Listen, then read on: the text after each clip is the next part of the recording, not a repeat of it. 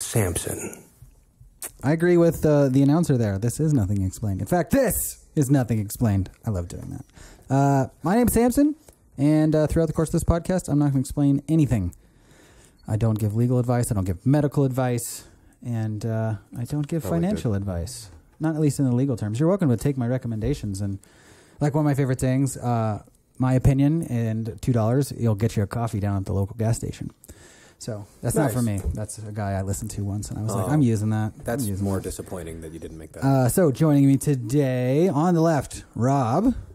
Hello. Rob is a PhD candidate, currently choosing to study couples using MDMA for his thesis. Correct? Oh, that's tight. Yeah, we're gonna do that as a whole thing sometime. I do definitely want you to maybe I don't know. You don't know if you have to be done or not. You can weigh in on that, of course, but.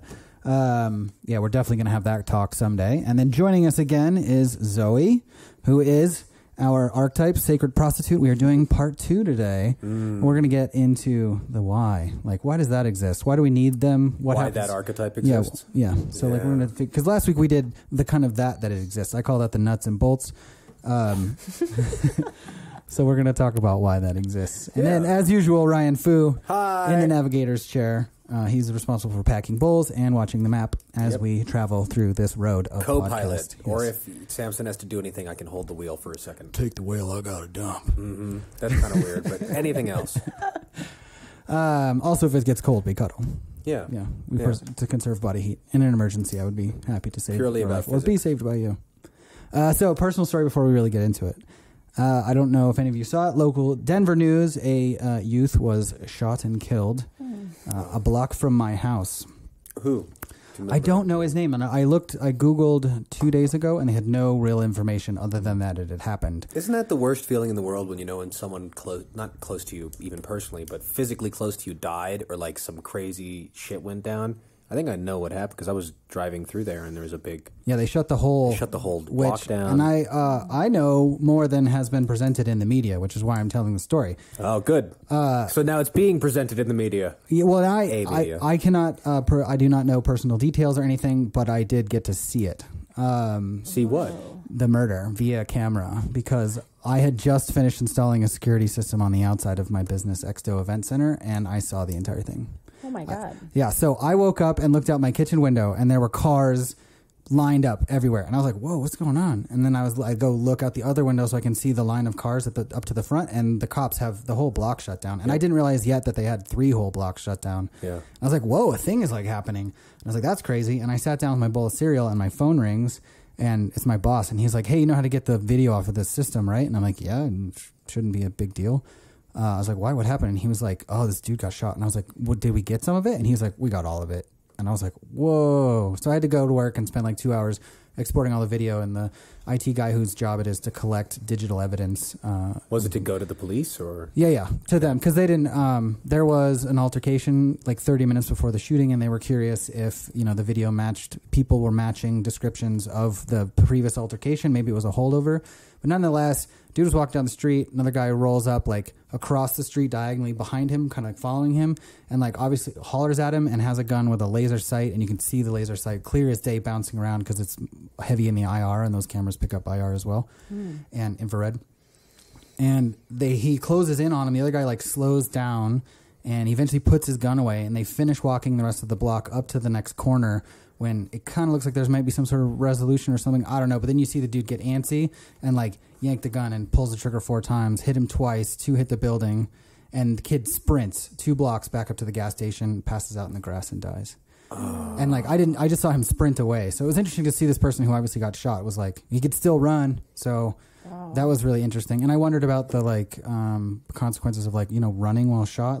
That's probably not a good idea. I wonder if he had a phone, maybe you should just crumple over and dial 911 and hope for the best or something. But yeah. But either way, it's a panic moment. I wouldn't expect him to be, to know. But this is an interesting thing because, to see the video, I was largely disaffected, which could be the product of anything. But what was not disaffecting was later that day driving past all the people who'd gathered to lay wreaths and stuff at his place of passing. Yeah. So that was a really interesting thing that happened this week, and I still have yet to see any real details. So the altercation wasn't between the police and it was two civilians? No, but the cops, it took 10 minutes. Oh, interesting thing too, because I got, talked to the cops a little bit. There are what are called shot spotters. If you don't know, there are microphones all over Denver that have a computer that is designed to figure out if what that just recorded was a gunshot or not, and it immediately puts out the call. So if you hear gunshots and you call 911, you are late to the game already. I mean, you should call 911, but there's a piece of technology for the cops. And if there are enough, you can, using 3 different microphones, triangulate. Yeah, you can figure out pretty much where it went down, and they probably already know the model of the gun based on the sound. Yep, so, they know all of it. They can, exactly. Yeah, so that's a thing that happened. So also because there's lots of loud noises that people get scared of that aren't gunshots, right? And as a law enforcement agency, you're going to want to know what's a firework and what's a gunshot and what's a car hitting another car. So.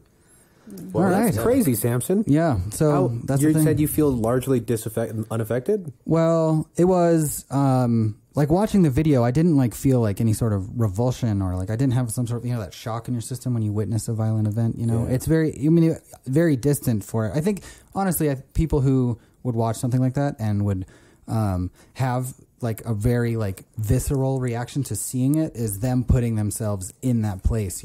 I didn't get shot, so. The question of whether or not I'm supposed to feel something in that situation, I think, is a very interesting thing to explore. But it definitely hit home seeing all the people who'd gathered, and sort of putting a name to a face kind of thing, which I have not even done yet, Well, that's pretty crazy considering how much violence appears in the exact same medium for all of us every day. Yeah. Shows and movies and media forms where someone is dying on the other side of this screen. Yeah. Well, on that story, my boss who saw it was there first. Just before I'd showed up, they'd watched the video, and the one female cop put her hand on his shoulder and was like, "Are you okay?" And he was like, "I play video games." So, I mean, he's a little rough and tumble like that, Yeah. But still, just to me, it makes me think there was a while I was really into Call of Duty, Gears of War. I was actually a professional video game player for a little while. Got paid to do it and sponsored for the really violent ones. The first Gears of War, which is a really aggressively violent video game. We chainsaw people in half and stuff. Oh my God! No. Yeah, right. Isn't that intense? And I think after some of my emotional and spiritual awakening, it just became really, really difficult to play those games. Mm-hmm. You shoot someone in the head in the game, and before it was this feeling of yes, it was an accurate shot. I got a plus 100 points and blah blah blah blah. But now, if I don't anymore, but when I did that, I remember this feeling of people really get shot in the head. This isn't a game. Yeah. This is something that happens, and it's desensitizing me to the real phenomenon of gun violence, you could say. Yeah. So I actually just finally watched Rogue One. You're right, it is a good film. But I had some aversion to it, mostly because Disney was involved, right? But it was dark. It's really dark. Yeah. But then realizing, kids watch this. Yeah. And, all of the little spaceships blowing up, there's people in those. Yeah. Right? And so, it was so normalized, though. And just every action scene was just, people dying or getting blown up or, And that's of the least violent of the stuff that's out there in the modern... Yeah. Right. As far as the graphic side, they're not showing that limb cut off and stuff like that. But it's super common to have that level of graphicness, and Hollywood just tries to make it look more and more real. In the 70s, it was kind of wait, the gunshot didn't match even the guy reacting to it, but now they got things that it's looks like their chest blew out. And so they're trying to make that as real as possible, and it does. It's this weird desensitization then. Yeah, a disconnect in that. It's magic. That's why. Yeah. Well, I mean, having seen someone get shot, the movies don't do it. That's not what it looks like at all. No, it's not that gory. No, is the main thing. Is well, I mean, getting shot in the head is probably pretty gory, but generally, but it's you definitely don't crumple over. It takes a lot to kill a human. People I don't think realize it does take a lot. What a crazy struggle towards death and comes in that kind of violent situation. So and your adrenaline's all running and all kinds of crazy shit's happening. On that note of who that guy was that passed away and how that is, I'm driving past these people and I think, I saw it, should these people see it? I could offer them the should I see it, and part of me, we talk about magic and whatever. And I've listened to plenty of stuff of people who speak to people on the other side. And I live in a reality where like, it would not be impossible, literally impossible. It might be a challenge, but I could find someone who could find that guy, and be like, bro, you died. Like, that's crazy. Like, do you want to tell what happened? Like, would it be okay if I showed your family the video? How do you feel about that? Like, what would you say about your own death post-mortem? On the other side of it. Yeah. Yeah, it sounds to me, though, that it's not, that level of clarity doesn't, and we're delving into some crazy shit right now, but it doesn't, from the mediums that I know and the people that do spirit work, it doesn't seem like when you die, you immediately transcend. It's not like you become this omniscient Jedi being. Well, yeah, that's true. You'd still be very much for yourself, presumably, for quite a while. As like, you seem to forget. There's like a couple of stories in the really Catholic versions of like in some Russian stories in mythologues about how like in the very Catholic versions, you don't go to heaven for like 8 weeks or something like that. There's like an 8-week period where you're like, first you're not sure that you're dead, and then like you have to reconcile with the rest of your life, and then like you miss being alive and all these other things. And these are common themes for mediums that there's also a couple of books. Oh God, I can't remember the name of them. There are a couple of books of like different psychic accounts all laid over each other to see like what the similarities are. And one of them is that people are still very human on the other side. There's like a full integrated sense of identity. There's a sense of feeling guilty that they had died and left people behind, a sense of.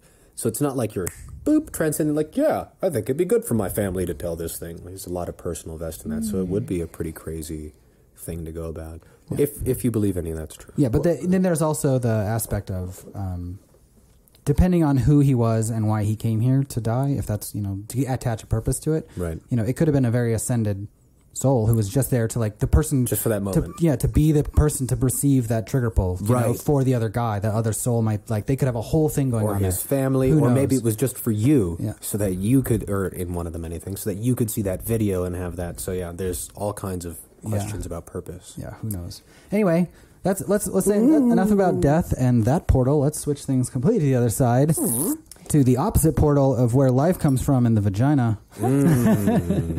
Actually, very crass about it. I had a kind of an idea of a little bit of a segue, because we're talking about like the desensitization of well done violence, and of death and of murder and of these things. And actually, I just watched a TED Talk the other day, and it was this woman who, I can't remember her name, but I remember seeing the title, and I was like browsing through, and I was like, oh, this looks interesting. And she was doing a kind of like she had written this kind of play that she was doing as herself, and she was basically giving different accounts. It was like 4 different accounts of people who had been had an experience in some way or another with like a sex worker. Either they were a sex worker, or one of her characters was this like girl in college who was like studying it, like women's rights and stuff. And another one was this, a guy, and it was like, they were interviewing him in the parking lot of a strip club, and it was his bachelor party. And so the interviewer was asking like, what is your experience of, the sex work, the strippers or prostitutes or whatever. And he was talking about how when he was a kid, he had, he's like being very, I don't know, probably like pretty common about it. Like in general, like how guys are like, oh, it's not that big of a deal. And, not being very serious about it, not having a lot of sensitivity to it. And then talking about how when he was a kid, being, 11 years old or 12 years old and playing with a friend, playing, I think he said it was like Grand Theft Auto, and how if you hit a prostitute, you get more points for that. Like if you run over a prostitute with your car, you can like hook up with a prostitute and then you can kill her and take her money. That's straight up something that can happen in video games. Yeah. And it was just like, and so there's like those two things linked, the desensitization to like the violence and the aggression, and then also to sexuality, and how it's like, oh, you can just be aggressive about it. You can just take it. I would say those are the 2 great human forces. There's my favorite, maybe not favorite, one of my favorite myths is Aphrodite. And Hephaestus was her husband. He's forger. He hit the anvil, right? He made all the things, but I don't know if she even ever really sleeps with him. She mostly sleeps with whoever she wants. And the biggest story for her, who she's like the embodiment of passion, right? The biggest person she cheats on Hephaestus with is Ares, the god of war. And they have all these crazy stories because they represent the two most carnal human emotions, power and lust or love or whatever. And so there are tons, I think you probably find that in every culture, right? That these things are deeply linked. The sense of power, violence, control, manifestation, and then the unlimited, the infinite, the potential, the vulnerable, the emotional. So these are the two great paradigms by which human beings seem to be living their lives, and if you eschew one of them, or you desensitize someone to one of them, it affects the other. It's just, there's just no way to do it. I'll tell you, I know a lot of my friend group that grew up play a lot of video games, and it's especially the violent ones are damaging to their relationship with intimacy itself, but definitely with women and with people of different sexual orientations and lots of different kinds of stuff. The aggressive sex part of it is like even further down that rabbit hole, like that you got to just take what you want, or that you deserve it, or that if you have the power to take it, then you deserve it. Oh, far. I mean, to experience that when you're 13 now, I know. That's a foundational building block of your psyche for who you think you're going to be when you're 21. I mean, goodness. How old are you guys? 36. 36? How old are you, Sampson? I'm damn near 38. Damn near 30. Really? Yeah. You're young looking. So are you. I actually thought you were younger. Oh, shucks. So, like, what video games were out when you, like, what were your main influences of violence? Sorry if I'm steering for a second. No, that's fine. But we do have to, and I want to... I know, you've got stuff to talk about. I think porn is a good start on there. Like, you know, the violent and, like, what's missing and things. Because that's what we're talking about. It's like, why does this whole thing exist? So, right. I definitely... Okay, so I was one of the first people on the internet, like, worldwide. That's crazy. So, you know, and, like, not literally the first, but, you know, I'm sure it was at least the 0.01%, you know? Yeah. And so I had access to porn and violence immediately, you know? So, like, I went through the Faces of Death phase. Like, I did not filter anything ever. I did not, you know... I was like, no, I'll take a look at that. And I've seen it all, and... I can actually think of, I've almost passed out when I saw one thing. That's like the most visceral reaction. That was probably one of the last ones that I was like, okay, that happened. That's incredible. But otherwise, I think, you know, I dove in and was like, I saw it, I've been there, I saw it, done it. And I think I examined the relationship. What age were you? And I moved out. Well, like the best of me passing out was... No, when you like first started encountering the internet in that 14, way. probably. Wow, really? Yeah. So that's going to, again, affect the building block of your foundational psyche. And very much in line with the podcast, the first website I ever saw was Playboy. And all it was very basic through Netscape.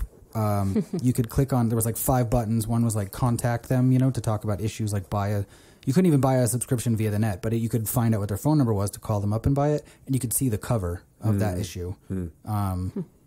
And a couple of other like very basic administrative links kind of things, but it was literally 4 pages or something like that. So, but yeah, I think I examined my relationship with it and I dived out, because I never I've played some violent video games and stuff, but for the most part, I was always drawn to the more cartoon and, you know, fighting the beast that it's kill or be killed, you know, but rather like the intellectual exchange of like, it's an alien. You can't talk to him. He's trying to kill you. You kill it. Like, very simple, you know, whereas men and gangsters on the street, right? Yeah, as opposed to like systems of power. Yeah. It's always what I was interested in. I'm the opposite of you. What about you, Rob? So, you know, my youth as well, like the internet was probably where I had most of my first influences in this. But in my youth, I actually had a very conservative kind of upbringing. I was in the evangelical church until I was 15 and started to move away. And it wasn't until I was like 17, I had sex for the first time when I was 17. But the connection to sinful things was like this process of me uncovering. Like I didn't even touch myself or masturbate until after I had had sex. Wow. Because it was the sin. Like to touch yourself shame. Was a sin. Yeah, and all that shame and stuff. So the discovery of my body and someone else's body, you know, was like, I felt like a late bloomer. You know, all of my other friends had done this and that. And so then when, you know, getting access to the internet and information at that level, there was not only like the voyeuristic thing, but it was also kind of a like, oh, well, this exists, and how does it exist without that veil of like, oh, it's sinful, and we just don't talk about it? Because that was kind of the evangelical thing. They were like, oh, well, we're not actually going to tell you about sex, but we're going to tell you that abortion's wrong, right? And so there's this indoctrination of some beliefs without actually examining the things that, well, you know, teenagers were out doing, you know, and so we didn't get a full picture. So then, moving away from that, it was like I wanted to see, but I also like my first exposure to some of those websites, like the Faces of Death, to this or that, it didn't take much for me to be like, oh, that's what that is? Okay, I don't need any more, you know, and could see it as, you know, the human condition. You know, it's nobody gets out alive. Some die earlier than others, and some it's very violent, and some it's more peaceful. But it's like bringing the realness of that and the humanness is, I think, more important than some of the things that we do to like hide, you know? Yeah, definitely. Yeah, there's so many things you're hiding from when you are shamed out of them, you know? Like when you're shamed out of touching yourself and things like that, you're going to be unable to explore the basic concept of pleasure in the same way, or even self-pleasure. Like, what does it mean to make myself happy? Not just sexually, but that's a manifestation of it. So. Yeah. Well, you know, I'm also trained as a counseling psychologist, right? And my view on, you know, people that have, you know, some people call it like kink, or, you know, like these manifestations of sexuality that seem to kind of come out sideways. Like pedophilia is one. That, you know, kids are sexual beings, and if a kiddo is trying to get this opportunity to explore that, and someone, you know, like an authority in their lives, either offers it or dehumanizes that experience or denies it, you know, like even like sometimes it's because of the church, and that just doesn't happen. Well, then when that person grows up, they still want to explore a little, like what it is to the little kid's sexuality. So as an adult, it looks really weird because they want. But what they really want is to fill the place they never got to experience. Right. And so they didn't get to do it as a kiddo, because in our culture and our society, like those things just, it gets weird, right? And so for all sorts of different reasons, that expression as a child, if it's hampered, I think that doesn't go away. And so the body, and, you know, it gets bigger and it does different things.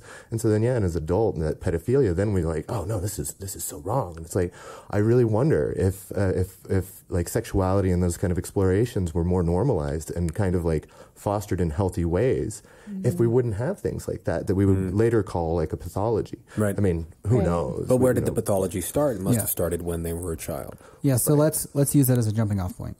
You know, are these things, if that is a symptom of something that is lacking, right, then we have these people who are seeking the flesh market, i.e. strip clubs and the prostitute and stuff. And like, to what extent, you know, what's missing, and is the prostitute stripper, are they filling the void, or are they a Band-Aid on the situation? You know, like, so that's what I want to get into is like, why does this exist? Like, are you doing the highest good by taking your clothes off? Like, you know, I can imagine someone who has, you're seeking a normalization of sexuality for sure, right? Because these things are hidden away in dark closets, very literally in your case, you know.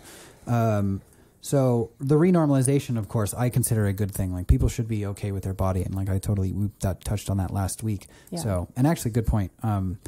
Last week I had Zoe on, and we talked about kind of, you know, like just the very normal stuff of like what if you might want to consider doing it yourself, or if you want to consider going to a strip club and visiting. And this is now why you should consider maybe going to a strip club or being a stripper, or maybe why you shouldn't, you know, like the good and the bad and the yin and the yang. So like, let's try and just start there of like, what do you think men are seeking when they go to a strip club? Like, what are they looking for? How are they being really helped? Is it a gambling addiction kind of thing? Are they being rewarded for the wrong reasons? I really think that it's really hard to say, because it's going to vary for each person and their own their awareness of their sexuality, their acceptance or rejection of their own sexuality. What kind of communities are they in? Are they around, you know, I've seen groups of fellows before that are like maybe just friends, or maybe it's a bachelor party, and I'll offer a lap dance to one guy, and he's like, oh, no, but he really wants one. He's like, no, he wants one. And I'm like, what's going on there? Like, do they know how to say no? Do they want it, but they are ashamed of it? You know, I think actually, though, speaking from my own experience, personally, like one of the reasons, so because there's two sides of the coin here. It's not just that men want to, you know, receive the flesh of a woman. It's also the other way around. I mean, one of the reasons that I believe I am so sexual and why I enjoy dancing and why I enjoy having these various encounters with these different men is because of the way that I was denied that as a child. You know, you talked about that last week as well. Yeah, there wasn't a lot of exposure at all. Like even my, you know, own father, like I didn't see him nude. I didn't have any brothers. And then I didn't really have I didn't have boys in my life. I had a sister and I had a mom, and then my mom was queer. So I was only around women and naked. So female nudity, normal. Female sexuality, normal. But with men and boys, and, you know, when I was coming into puberty and like, I was like, oh my God, like, I was starting to feel like really anxious that I hadn't like seen a penis. And I was like, what is going on there? Like, is it interesting? Is it gross? Is it weird? Is it cool? Is it fun? Is it sexy? Like all that, you know? Yeah. All of the yes. And so I didn't really know, you know, but in terms of like touching myself, I started touching myself probably before I was I was like a child. But I had other girls that we were like, oh, weird. Like, what are boobs? This is kind of weird. Like, what's going on? You know, and it was safe and it was contained and it was, you know, little like children being children and being exploratory. And that was okay. But then when it came to like boys, it was always safety. Don't get pregnant. Don't get an STD. Don't get a reputation. All the shame, all the fear. You know? Yeah. And so then I feel like once I got out of my home, you know, into college, becoming a woman and having my own freedoms now, it's like I really wanted to be able to explore it in all these different ways. And so for me, I have done a lot of personal work. I've done a lot of journaling and reading and other kinds of things, talking about it, just talking about it with people, talking about it with my husband. You know, we talked about that last week. Like, I'm in a committed relationship.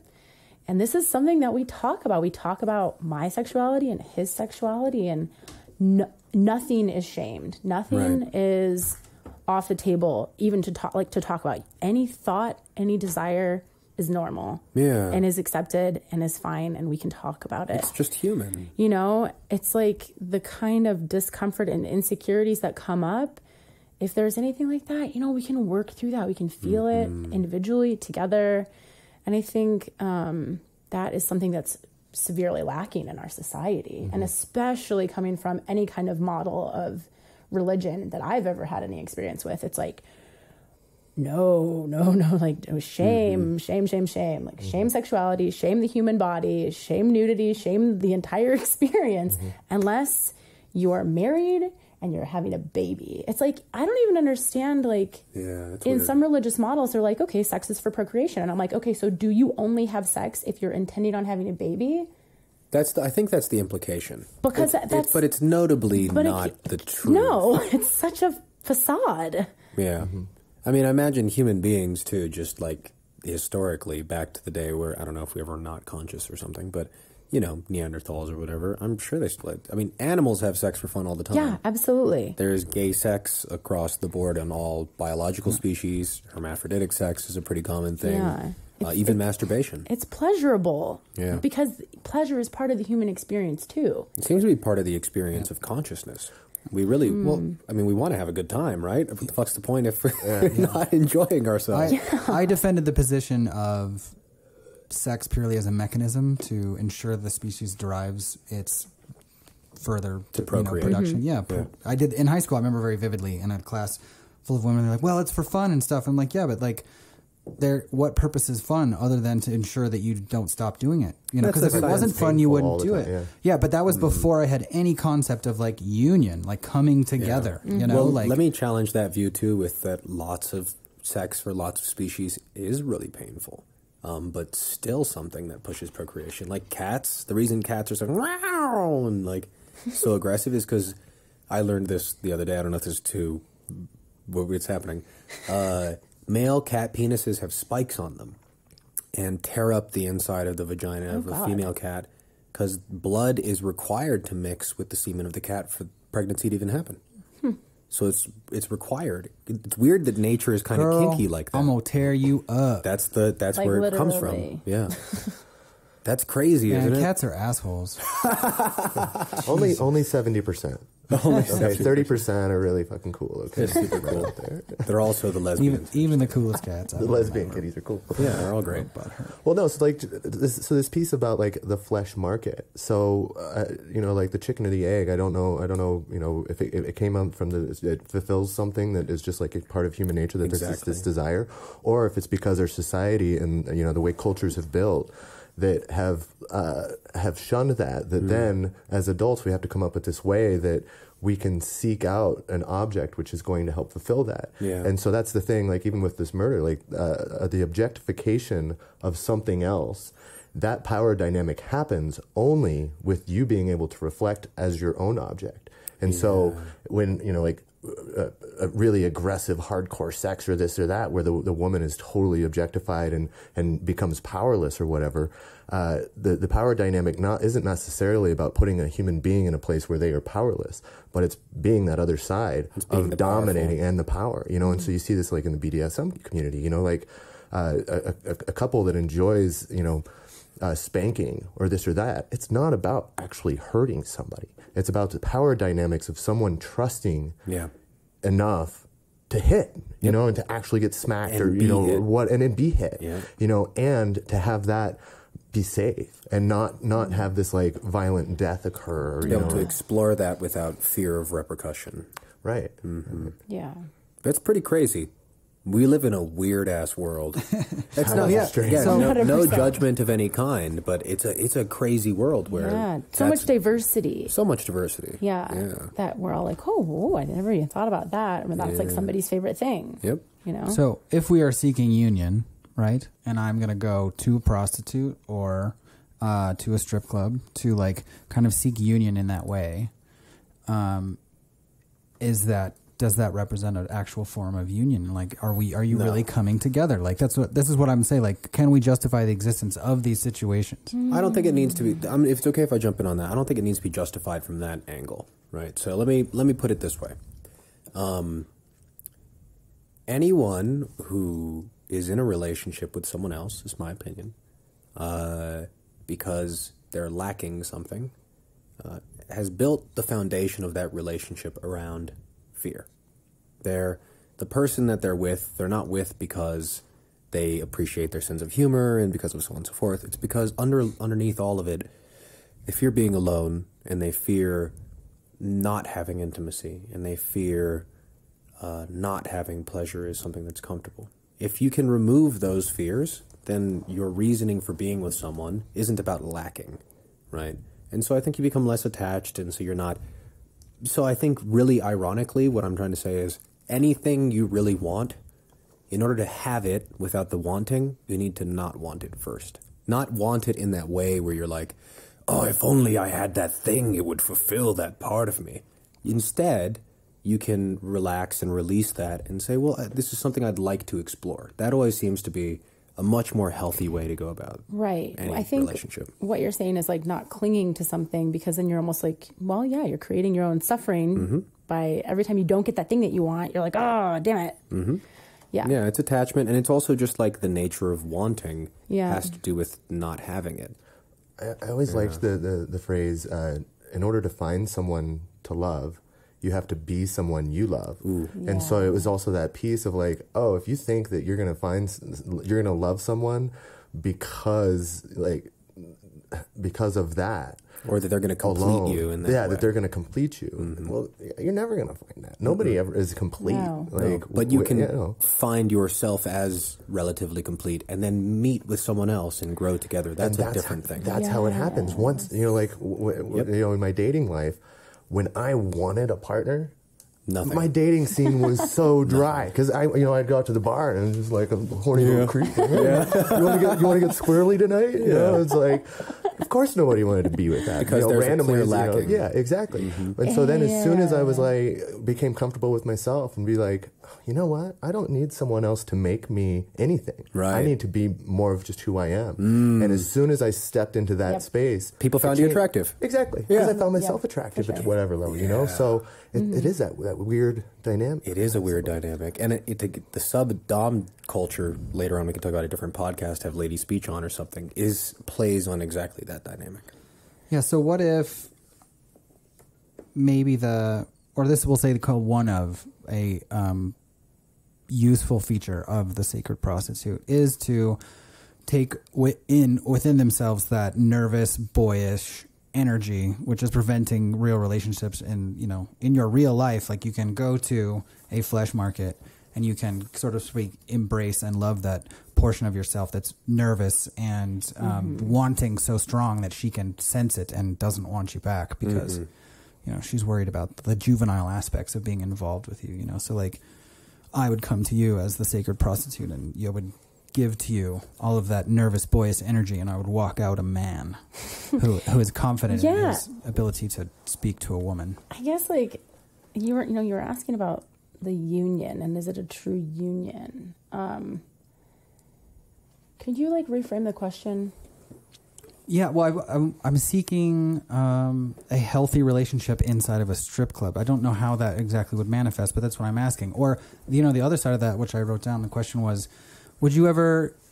You certainly turn men away because your desire... You're like, I don't think you and I are a good match in this particular kind of relationship, but would you ever advise someone to not even be in a strip club or to not seek the union with a prostitute? You know what? I don't know that I would necessarily advise against it. I've never really thought about it. I mean, you might come across someone and you're like, wow, this is the exact wrong place for you. Yeah, I mean, I think that definitely that can happen. Like if you are so socially uncomfortable being around women to begin with, and then you're surrounded by not only beautiful semi-nude women, but also very confident, direct, assertive nude women, can be exceptionally unsettling.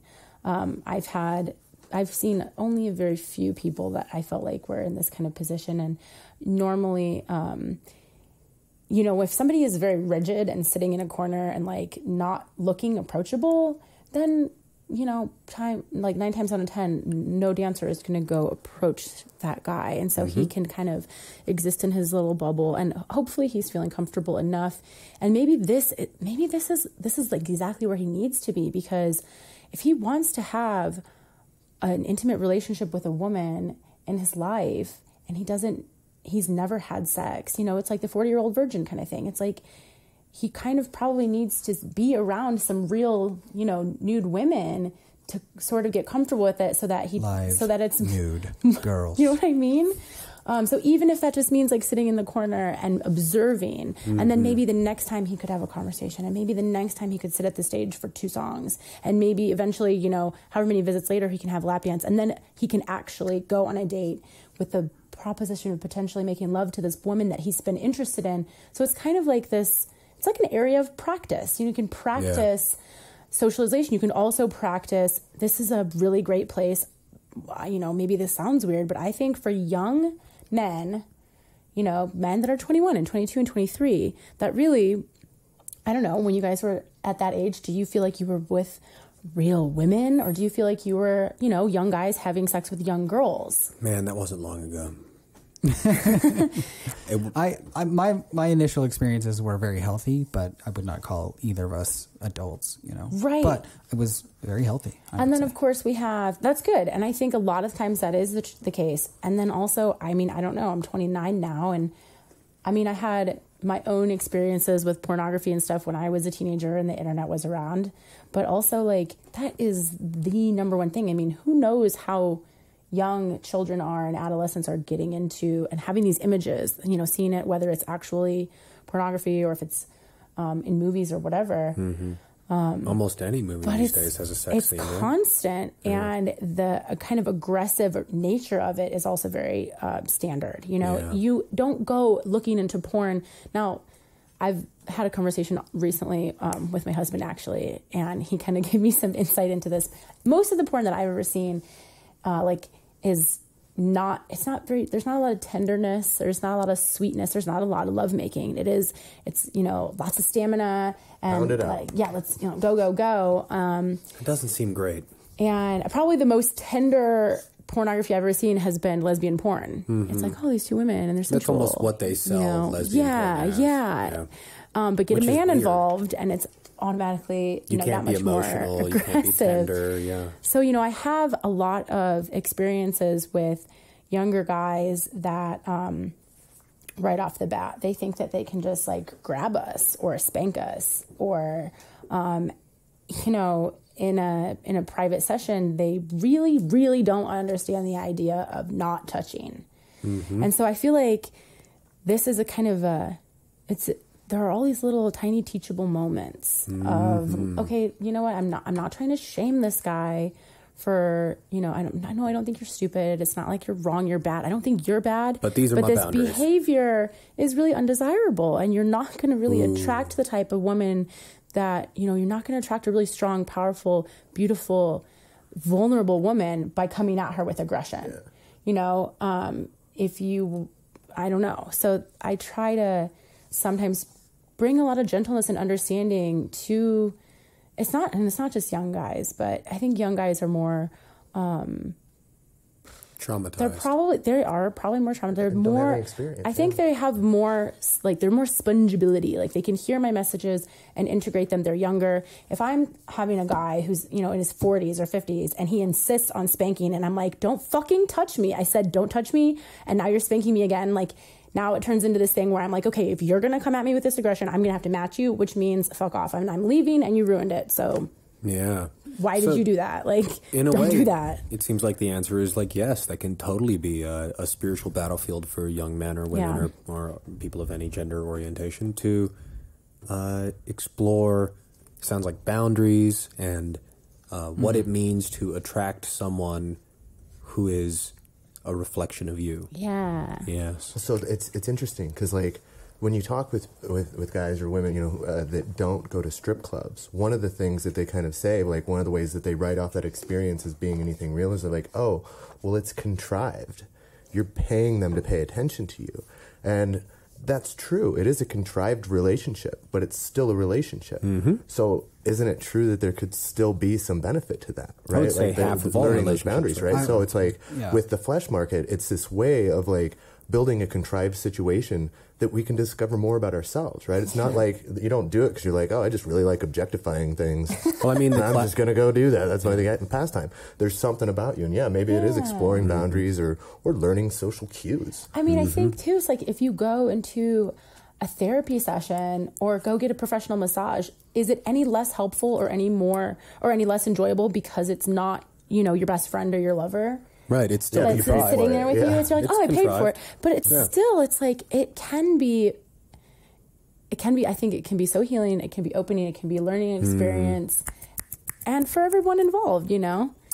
If you have the right kind of attitude coming in, and a certain level of trust in yourself and trust in whoever it is that you're engaging with, and to the point where you can at least be a little bit vulnerable in those moments. Because if you're sitting there thinking, like I said last time, like, oh, she just wants my money, well, then that guy already has walls up. And so even if I have genuine tenderness to offer and sensuality, he's not going to be able to receive that no matter how. And then, of course, if I start to push on him, then he's going to think I'm really desperate for his money, or who knows what he's going to think. But I think that can happen. Yeah, I would say a lot of that power and a lot of the ability for that to be a learning space, fortunately, actually, has a lot to do with you and who that person is and the wisdom of their curation. Because I imagine, unfortunately, not everybody has the consciousness that you do regarding... Well, that's true. That it can be a learning, loving space, and some people are just there for the money. And, yes, some prostitutes aren't sacred. Yeah, maybe, but also the whole thing, for both people are learning in the situation, too, right? So, we should be real about that, because some prostitutes are forced, like sex slavery, like that exists. There's also, sometimes it pays for a big coke habit, or, whatever. Like, there's all of different angles. Alcoholism. But, those are also opportunities for people to discover more about themselves. Like, as an existentialist, I'm like, do more of that. An existentialist. I've never... define myself as anything, and that sounds like a good one. I'd like to be able to. I've just never heard anyone say that. I'm an existentialist. I'm a thing that exists. I like existence. You know, I think too, it could be like you're saying, like paying for a habit. Like it could be a way of self-medicating, not just medicating actually with like medicines and drugs, but medicating like, I didn't get enough attention. Trauma. You know, I need more attention. So whether you're the dancer that's really craving that attention and that affection and that admiration, you know, it can be a huge, not like sometimes I guess it could be an ego boost, but like raising one's self-esteem. When I have people, you know, really like telling me constantly that I'm beautiful and that I'm so sweet and smart and interesting and all these things, like that feels really good.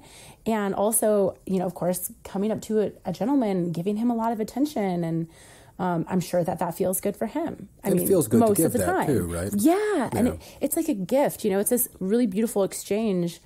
So I don't know. I think it just really comes down so often to the individuals, you know, and the intention and the Okay, so if we awareness. can have a takeaway from that portion of the conversation, at least, of one of these main reasons that if this is a good thing that's happening, if these flesh markets can be justified, the potential for the introduction of the sexual to the uninitiated in a very live and real session, which in our society I would suggest is important because we do have all of these people looking at a digital form of sexuality, images and such, and the digital form can't say no. right. So Yeah, it can. yeah, so you can click through image after image after image after image, and that could negatively impact your ability to be with a real woman. So you might seek out the stripper for her to tell you specifically to tell you no, so that you then can interface with a woman who wants to interface with you on a more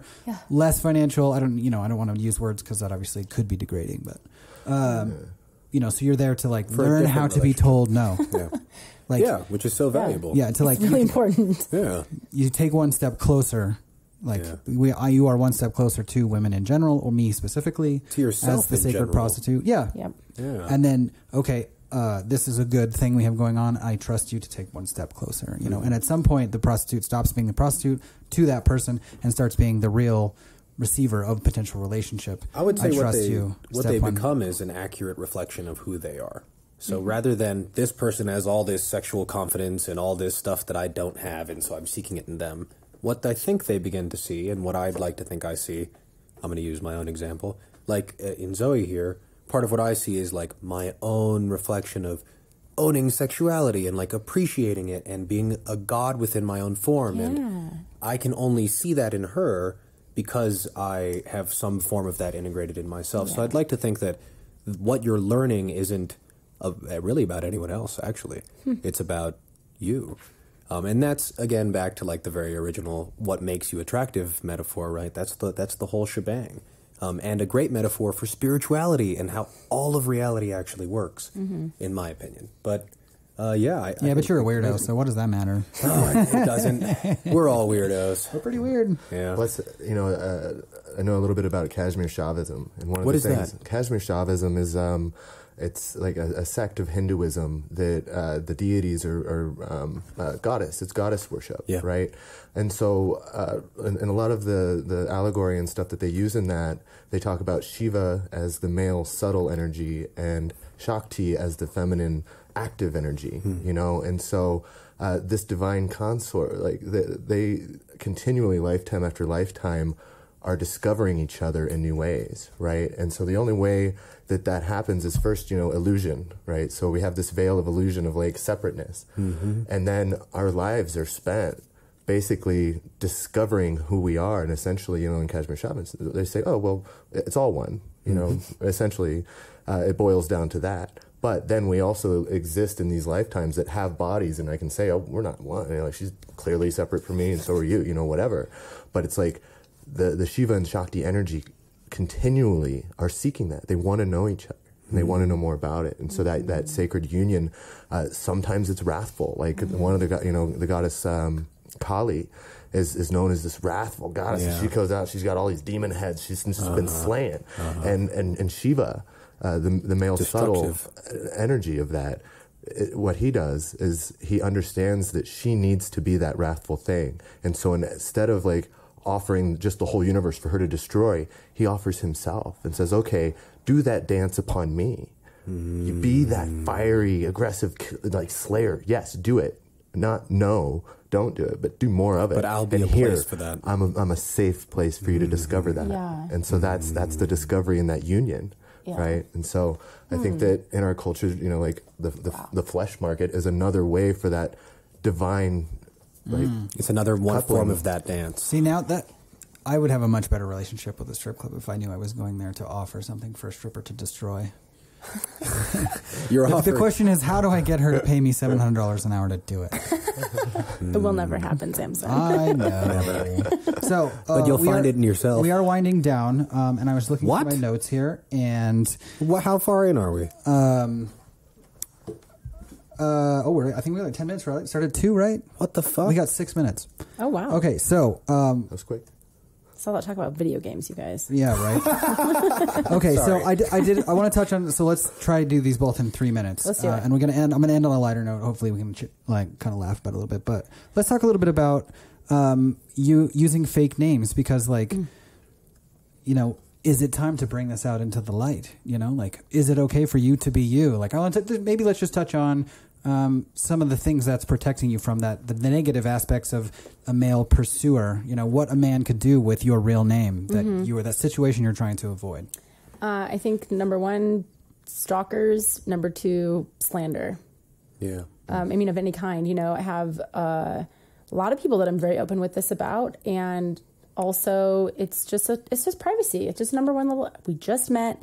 Is me being topless and on top of you not good enough? You have to know my real name. Like, sometimes with guys that press, depends on the mood I'm in. True. If I can be like funny about it, I'm like, ha, and I'll give them a fake real name. But normally I don't even go there. I'm just like, listen, it doesn't matter. Like, you can tell, who are you? George, Fred, Mark? I don't care. It doesn't matter. Like, they're just labels anyway. Yeah. That is in your head, and you just need to be here now in the flesh. And like, this is what's going on. And that's the whole purpose of what's going on from your perspective as well. So, meh. Yeah. So real names, you know, it's like, it's just... That is so fucking spiritual. People insist and they ask, and I'm like, why? My name here is only to call me across the room. It is not to call me anything else.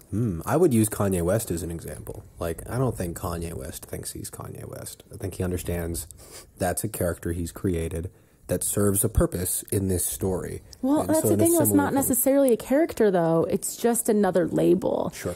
And it's also, like, let's be honest, like, I know so many of the dancers myself personally, and I know their stage name, and I know their actual name, you know, their actual name, their birth name, whatever you want to even call it. And it just gets confusing because, you know, you're on the floor, and then you're like, oh my gosh, I just accidentally said your real name, and it's supposed to be this, not that. Oh shit. You know? Yeah. Because we all want to have our own levels of privacy. And I've known, probably among the 3 years I've danced, like, 2 women who have actually used their real names. And then the people are like, I don't believe you. That can't possibly be a real name. They can't be. You're like, okay, whatever. I love I that. can't win. Hilarious. It's funny. Yeah.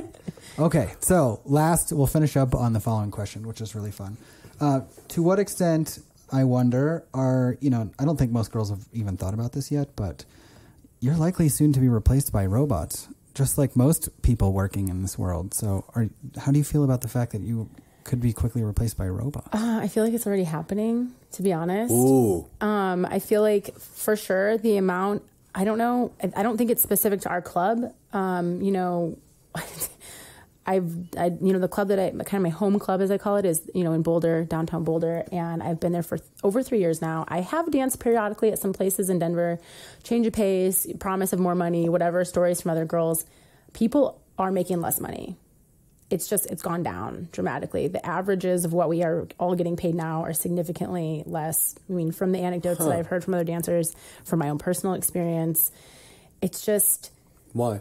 I don't know if it's because of the availability of porn or because the economy is weird and people don't want to spend money on this kind of thing.